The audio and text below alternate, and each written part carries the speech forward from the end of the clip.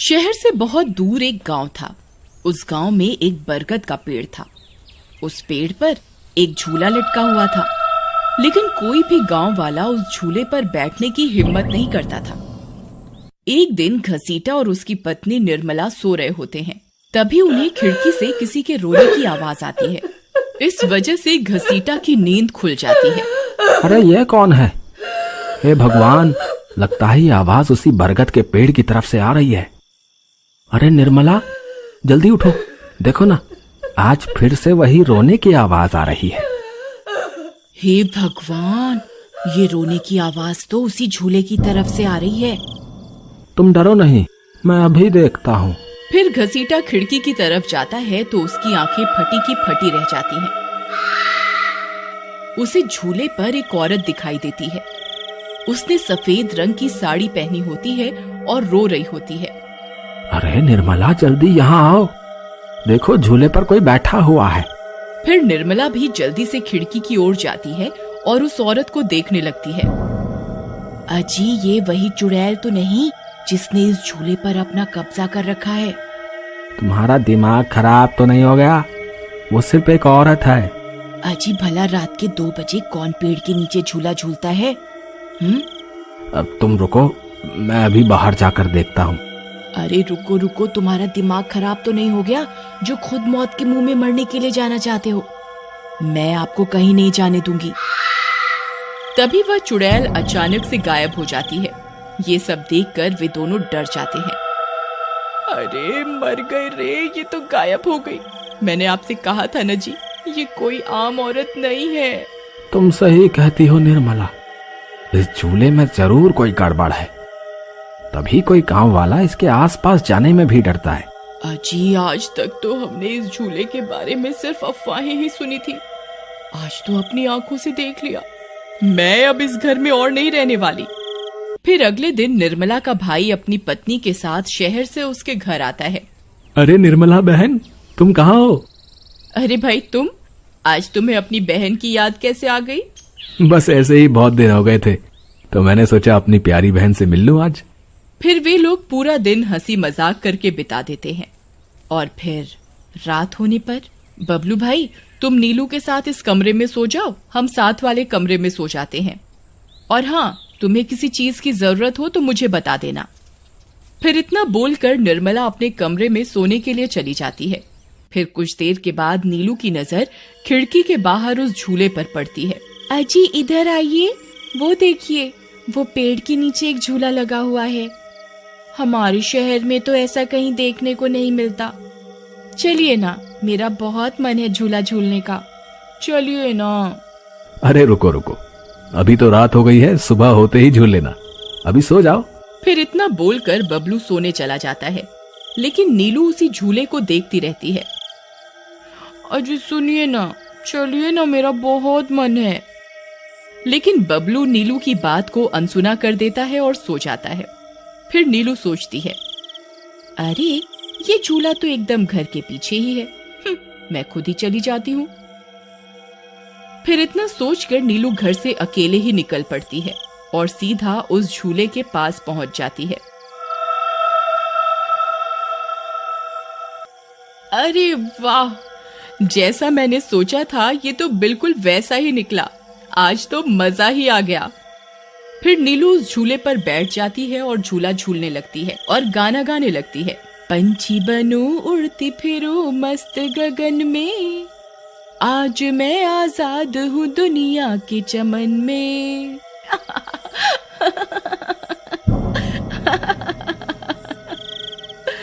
अरे वाह। फिर नीलू कुछ देर रात खुशी खुशी झूला झूलती रहती है। अरे वाह, आज तो मजा ही आ गया। चलो अब घर चलती हूँ, अगर इनकी नींद खुल गई तो ये बहुत नाराज हो जाएंगे। फिर जैसे ही नीलू उस झूले से उतरने लगती है तो उसे महसूस होता है कि किसी ने उसे पकड़ कर रखा है और वो झूले से नीचे नहीं उतर पा रही। वो बहुत डर जाती है। अरे अरे ये क्या, कौन है जिसने मुझे पकड़ कर रखा है?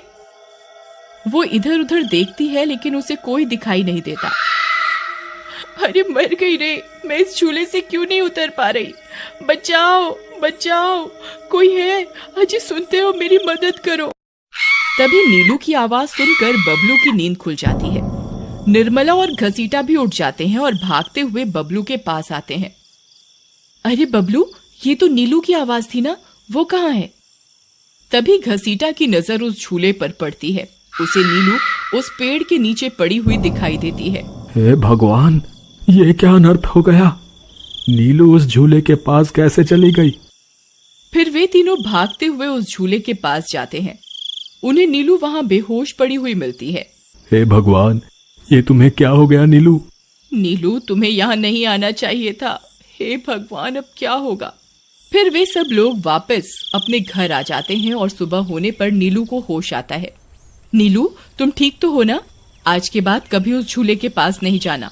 उस झूले पर किसी चुड़ैल का साया है। ठीक है दीदी, मैं आज के बाद उस झूले के पास कभी नहीं जाऊंगी। फिर रात होने पर सब सो रहे होते हैं।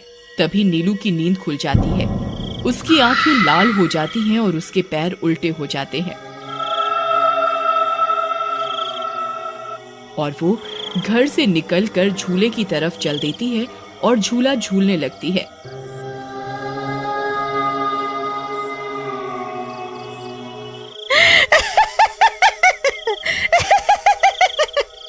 उसकी हंसी सुनकर उन सबकी नींद खुल जाती है।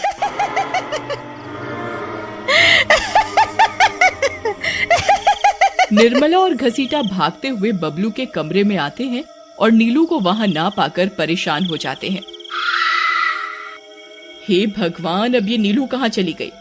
फिर वे सब खिड़की से झांक कर देखते हैं तो उनकी आंखें फटी की फटी रह जाती हैं। नीलू झूला झूल रही होती है। अरे मर गए रे, ये नास मीठी तो फिर से झूला झूलने चली गई। अरे बेवकूफ बबलू, अपनी पत्नी को संभाल कर नहीं रख सकता क्या? देख तेरी पत्नी आधी रात को कैसे झूला झूल रही है। दीदी, मुझे माफ कर दो।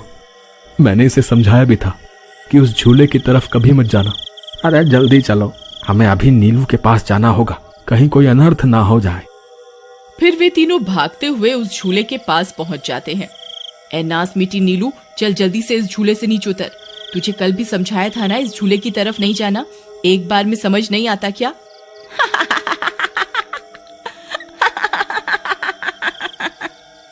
जरा इसके पैरों की तरफ तो देखो। अरे मर गए रे, ये तो चुड़ैल बन गई है। अरे मर गए रे, मेरी बीवी तो चुड़ैल बन गई। अब क्या होगा? अरे भागो रे भागो, सब अपनी जान बचाकर भागो। अरे मैं तो जीते जी विधवा बन गया। अरे मेरी बीवी तो चुड़ैल बन गई। फिर वे तीनों वहां से भाग जाते हैं। तभी उन्हें रास्ते में कुछ गांव वाले मिलते हैं। अरे घसीटा भाई, क्या हुआ? इतनी रात गए, कहाँ भागे जा रहे हो? अरे भाई, इसकी पत्नी नीलू शहर से आई थी और रात को वो बरगद के पेड़ के नीचे बंधे झूले पर झूला झूलने चली गई। अब उस चुड़ैल ने उसके शरीर पर अपना कब्जा कर लिया है। हे भगवान, ये क्या अनर्थ हो गया? चलो हम सब मिलकर अभी वहां चलते हैं। फिर वे सब गांव वाले मिलकर वहां पहुंच जाते हैं। नीलू अभी भी झूला झूल रही होती है। ए चुड़ैल, बस बहुत हो गया। तूने हम गांव वालों को बहुत परेशान किया है। तेरी वजह से कोई भी रात को इस रास्ते से गुजरने की हिम्मत नहीं करता था, लेकिन बस आज तेरा खेल खत्म करके ही रहेंगे। चलो भाइयों, आज इस चुड़ैल को जिंदा नहीं छोड़ना, बता रहे हैं। भाइयों, हमें इस झूले को इस पेड़ से काट कर अलग करना होगा। फिर कुछ गांव वाले खंजर से झूले की रस्सी तोड़ देते हैं। झूला टूटते ही नीलू नीचे गिर जाती है और चुड़ैल गुस्से में नीलू के शरीर से बाहर निकल जाती है। हे गांव वालों, ये तुमने सही नहीं किया, अब तुम सब मरोगे। भाई जल्दी से इस झूले में आग लगा दो, हो सकता है इस झूले के जलने से ये चुड़ैल भी मर जाए। तभी एक गांव वाला उस झूले को आग के हवाले कर देता है। उस झूले में आग लगते ही वह चुड़ैल भी तड़पने लगती है और कुछ ही देर में वो भी जलने लगती है। मैं किसी को जिंदा नहीं छोड़ूंगी। अरे अरे मर गई रे। गांव वालों, मैं तुम्हें जिंदा नहीं छोड़ूंगी, मैं वापस आऊंगी। फिर देखते ही देखते चुड़ैल जलकर राख हो जाती है और गांव वालों को उस भूतिया झूले से छुटकारा मिल जाता है। प्यारे दोस्तों, हमारी यह कहानी आपको कैसे लगी हमें कमेंट करके जरूर बताएं और हमारे इस चैनल को लाइक, सब्सक्राइब और शेयर करना ना भूलें। धन्यवाद।